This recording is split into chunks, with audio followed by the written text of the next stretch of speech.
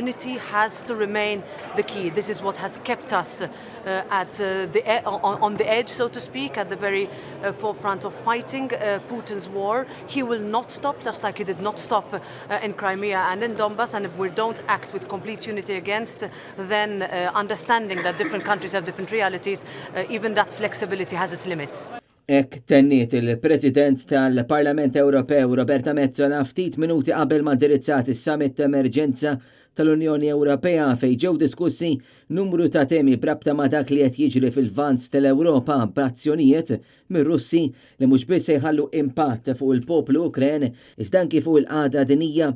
Roberta Metsola qalet li l-Unjoni Ewropea rispondiet bl-unità u qalet li l-Ewropa trid tibqa' soda u tippjana fit-tul l-għajnuna ta' emerġenza l-Ukrajna.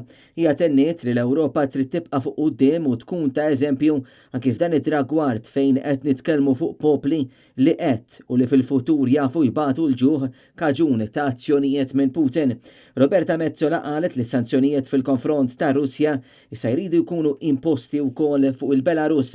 Hija ħarset ukoll lejn il-miri Ewropej biex il-pajjiżi ma jibqgħux jagħmlu daqshekk użu minn riżorsi li jniġġu iżda jdawru l-politika tagħhom għal dik sostenibbli mingħajr użu ta' fuels.